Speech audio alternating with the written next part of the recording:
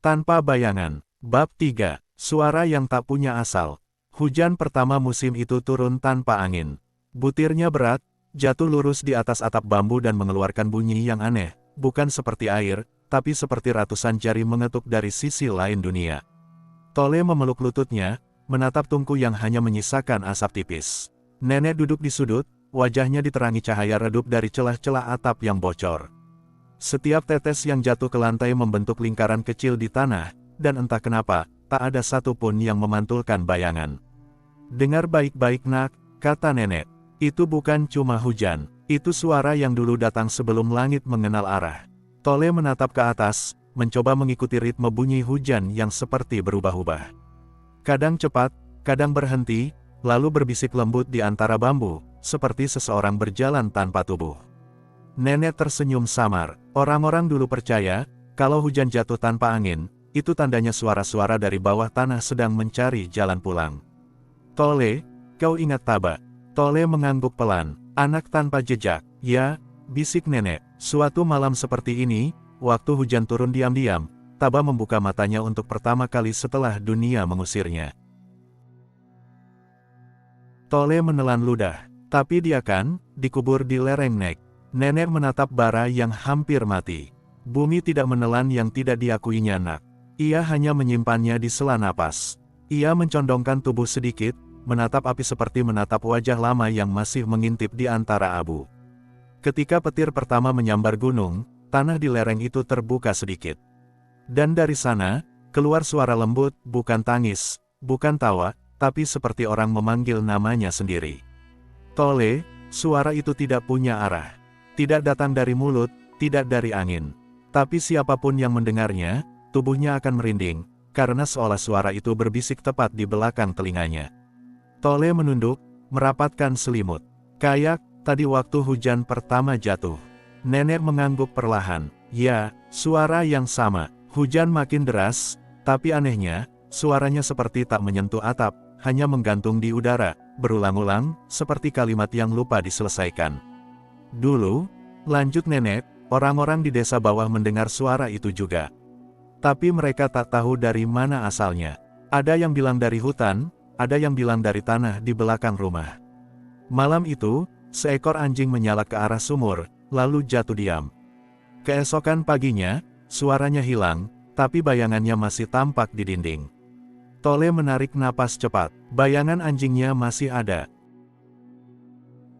Nenek mengangguk, menempel di tanah, seperti cat hitam yang tak bisa dikupas. Sejak itu, orang-orang berhenti keluar kalau hujan turun tanpa petir. Hening sesaat, nenek mengusap lututnya, lalu berkata lirih, "Hujan seperti ini membawa cerita dari tempat yang tak bisa dijangkau oleh doa. Tempat di mana suara bisa hidup tanpa tubuh, dan tubuh bisa diam tanpa napas." Tole memejamkan mata, mendengarkan. Dari sela atap, air menetes, tapi bunyinya tak seragam. Ada jeda, ada ritme, seperti langkah kecil yang berhenti di dekat telinga. "Nek," bisik Tole, "kalau itu bukan hujan, terus apa?" "Kadang," jawab nenek dengan suara nyaris tak terdengar, "itu adalah suara mereka yang pernah dilupakan bayangannya sendiri." Tole menatapnya lama, bingung. "Maksudnya Nek, bayangan nak, bisa lupa pada pemiliknya kalau terlalu lama berada di tempat tanpa cahaya. Dan kalau itu terjadi, suara pemiliknya akan terpisah.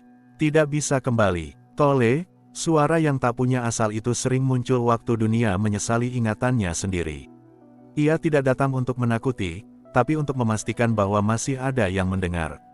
Tole terdiam. Di luar, hujan tiba-tiba berhenti. Tapi dari arah atap, masih terdengar ketukan pelan, 3 kali, berhenti, lalu 2 kali lagi. "Seperti pola, dia mengetuk Nek," bisik Tole. Nenek mengangguk, masih menatap ke atas. "Itu tanda dia belum lupa jalannya. Dulu, waktu Taba mulai tumbuh di bawah beringin, suaranya pun seperti itu. Tidak datang dari mulutnya, tapi dari sekitarnya. Seolah udara sendiri yang berbicara untuknya." Tole menarik selimut lebih erat. "Taba masih hidup Nek." Nenek menatapnya, dan untuk pertama kalinya malam itu, wajahnya tampak benar-benar tua. "Nak, hidup itu bukan soal bernapas. Kadang yang paling lama bertahan justru yang tak diingat oleh bumi." Lalu, dari luar, Terdengar sesuatu, bukan langkah, bukan angin. Seperti seseorang menggeser tanah basah dengan telapak tangan. Tole menoleh ke pintu, tapi nenek menahan bahunya. "Jangan lihat," bisiknya. "Kalau kau menatap arah suara yang tak punya asal, matamu bisa lupa menutup." Hening menelan ruangan. Hanya suara air menetes pelan, menimpa tanah yang bergetar halus. "Dengar saja," lanjut nenek, "karena suara itu sedang mencari tempat untuk tinggal." Dan malam itu, meski hujan sudah berhenti, atap bambu masih mengetuk-ngetuk sendiri. Tak ada angin, tak ada gerak. Hanya bunyi yang terus ada, seperti cerita lama yang menolak selesai. Setelah malam hujan tanpa angin itu, lereng tempat Taba dikubur tidak pernah tenang lagi. Kabut tinggal lebih lama di sana. Rumput tidak tumbuh, dan di antara akar-akar beringin tua, kadang terlihat tanah bergetar halus, seolah ada sesuatu di bawahnya yang sedang menarik napas pelan. "Dari sanalah ia lahir kembali," kata nenek, menatap bara. "Bukan dari rahim ibunya, tapi dari mulut bumi yang tak sempat menutup." Tole menelan ludah. Bara berderak pelan seperti menggema di dada. "Lahir lagi?" tanyanya pelan. Nenek mengangguk. Tanah menolak tubuhnya, tapi suara bumi memanggilnya. Itu cukup untuk membuatnya bangkit. Di bawah beringin itu, seekor burung gagak pernah ditemukan mati tanpa luka. Bulu-bulunya basah, tapi langit sedang kering waktu itu. Orang-orang desa bilang, itu tanda hutan sedang mengajarkan bahasa pada sesuatu yang bukan manusia. Taba tumbuh di sana, di antara akar, lumut, dan bayang-bayang daun. Tak ada yang tahu bagaimana ia makan. Tak ada yang tahu dari mana ia belajar berjalan. Yang mereka tahu, setiap kali seseorang mendekat ke hutan itu, akan terdengar suara kecil dari bawah tanah. Kami lupa." Suara siapa itu, Nek?" "Suara tanah sendiri, Nak." Ia sedang berusaha mengingat siapa yang pernah ia tolak. Taba mendengar bisikan itu sejak hari pertama ia bisa berdiri. Setiap malam, ia duduk di bawah beringin, menatap udara yang bergoyang di depannya, lalu mengulang suara-suara yang ia dengar, angin yang lewat, gesekan akar, denting air yang jatuh ke batu. Lama-lama, ia belajar menirukannya dengan sangat tepat, terlalu tepat, sampai burung-burung berhenti berkicau setiap kali ia menirukan langit. Kata nenek, ia tak berbicara seperti manusia. Ia meminjam suara yang sudah ada. Tole berbisik, "Kayak gema." "Lebih tua dari gema," jawab nenek.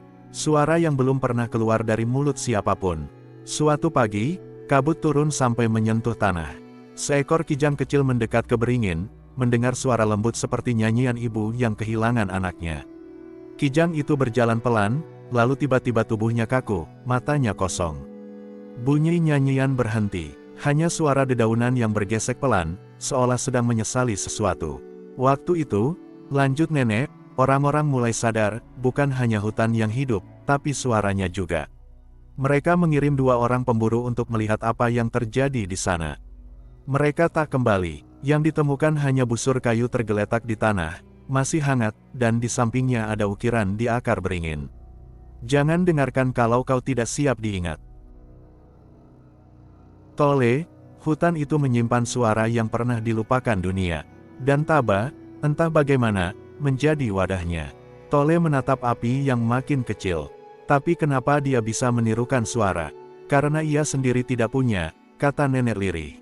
Bumi menolak tubuhnya, langit menolak bayangannya, jadi satu-satunya cara ia bisa bicara adalah dengan meminjam dari yang lain. Tole menggigit bibir. "Kasihan dia, Nek." Nenek mengangguk pelan. "Kasihan, iya, tapi juga berbahaya. Karena suara yang tidak punya asal bisa memanggil sesuatu yang tidak tahu harus datang dari mana." Di hutan, Taba belajar membedakan mana suara yang punya empunya, dan mana yang hanya sisa. Ia bisa memanggil angin, bukan dengan doa, tapi dengan mengulang nada yang angin tinggalkan setelah bertiup. Ia bisa membuat daun berhenti bergoyang hanya dengan menirukan bunyi embun jatuh. Dan suatu hari, kata nenek, ia menirukan sesuatu yang tidak seharusnya ia dengar. Tole mendongak. "Apa itu?" Nenek menatapnya lama, suaranya turun menjadi bisikan. Suara orang-orang yang pernah dikubur tapi belum sempat diam. Malam itu, Taba duduk di bawah beringin, mencoba meniru irama gemuruh dari dalam tanah. Tapi ketika ia membuka mulut, bukan suara bumi yang keluar, melainkan banyak suara sekaligus. Ada tangis, tawa, bisik, jeritan. Udara di sekitarnya bergetar, kabut tersibak. Burung-burung jatuh diam, bahkan sungai di bawah lereng berhenti mengalir sesaat. "Tole," kata nenek perlahan, "sejak malam itu, tidak ada yang berani mendekati lereng beringin. Karena siapapun yang melewati batas akar akan mendengar bisikan yang memanggil namanya sendiri." Tole gemetar, "Jadi Taba masih di sana?" "Dia tidak di mana-mana," jawab nenek. "Karena suara tanpa asal tidak butuh tempat. Ia hanya butuh telinga untuk kembali." Bara di tungku berdesis pelan, seolah menjawab. Nenek menoleh ke arahnya, menepuk lutut Tole.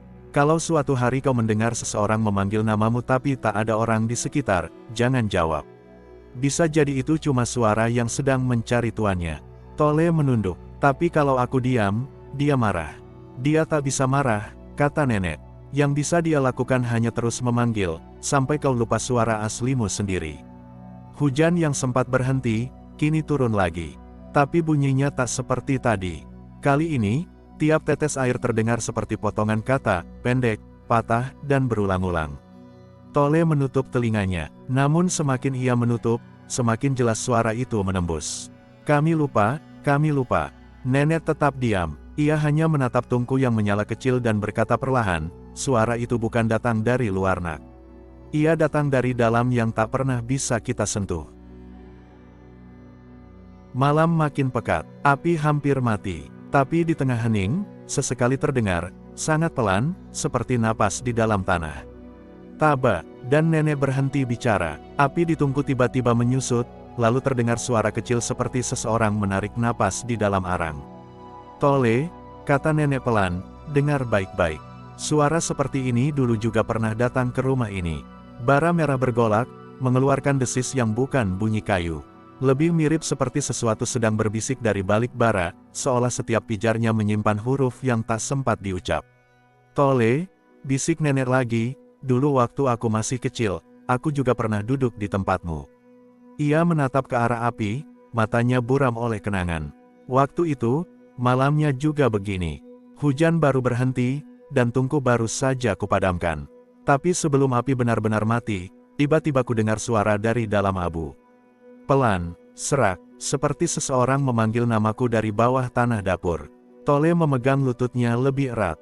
"Terus, Nek ngapain?" "Aku diam, tapi suaranya makin jelas," kata nenek. "Dan yang aneh, setiap kali aku tarik napas, api di tungku ikut bergerak, seperti sedang bernafas bersamaku."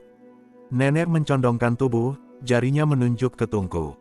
"Waktu itu, ibuku, nenekmu yang dulu, bilang, jangan sampai tungku padam waktu ada suara. Karena kalau padam, yang berbicara dari dalamnya akan keluar, mencari udara sendiri." Tole menatap nyala kecil itu yang kini mulai berdesis, mengeluarkan asap tipis yang meliuk seperti jari-jari halus. "Kayak, ada yang mencoba keluar Nek." Nenek mengangguk. "Ya, dulu aku pikir itu roh api, tapi bukan. Suara itu datang lebih tua dari api. Ia datang dari waktu yang lebih dulu daripada lidah manusia." "Tole, kau masih ingat Taba?" Tole mengangguk, menelan ludah. "Yang bisa meniru suara apa saja." "Ya," kata nenek lirih. "Setelah ia belajar bicara dengan suara hutan, ia datang ke rumah seperti ini." Malamnya juga hujan. Ia berdiri di depan pintu, tapi tak ada satupun tetesan air di tubuhnya. Ia bilang ia ingin mendengar suara manusia yang sebenarnya. "Tole, waktu itu aku masih seusiamu. Aku tidak takut. Aku kira dia cuma anak kecil yang tersesat. Tapi waktu ia bicara, suaranya tidak keluar dari mulut. Suara itu keluar dari tungku." Bara di depan mereka seolah ikut bernafas. Setiap kali nenek mengucap nama Taba, bara berdesis, menebar percikan kecil yang menari seperti mata. "Tole," Taba bilang waktu itu, manusia kehilangan suara aslinya waktu mulai belajar berdoa. Tole menatap nenek tak paham. Nenek melanjutkan, suaranya seperti menirukan gema jauh. Katanya, dulu setiap suara manusia punya asal, dari air, dari angin, dari kayu, dari tanah. Tapi sejak manusia mulai berbicara hanya untuk didengar, suara itu kehilangan jalannya pulang. "Tole, waktu Taba bilang begitu, api di tungku mendadak mati. Dan dari arangnya, keluar asap putih tebal yang berbentuk seperti wajahku sendiri." Tole menggigil. Wajah nenek mengangguk perlahan. "Iya, Tapi wajah itu bicara, bukan dengan suaraku. Ia menirukan sesuatu yang lebih dalam. Suara yang membuatku merasa, seperti sedang didengar dari dalam dadaku sendiri. Ia menarik napas panjang. Tole, setelah itu, selama 7 malam berturut-turut, setiap kali aku menyalakan tungku, suara itu kembali. Kadang memanggil namaku, kadang hanya berdesis seperti sekarang. Dan setiap kali, aku merasa sebagian dari diriku ikut terbakar. Tole berbisik, apa itu berarti, Taba masih ada di sekitar sini. Nenek menatap Bara lama-lama. Taba tidak pernah pergi nak. Suara tidak butuh kaki untuk kembali. Lalu, tiba-tiba bara meletup kecil, memercikkan abu ke arah udara. Tole menoleh cepat, tapi nenek hanya tersenyum samar. Jangan kaget, katanya, itu cuma cara api menjawab. Ia mengusap tangan di lutut Tole. Waktu dulu suara itu datang, ibuku bilang, kalau api mendesis tapi tak padam, berarti dia belum menemukan asalnya.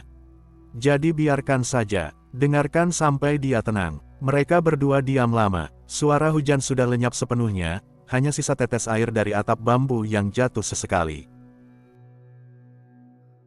Tapi di sela-sela diam itu, Tole mulai mendengar sesuatu, pelan sekali, seperti gumaman yang tak ingin didengar.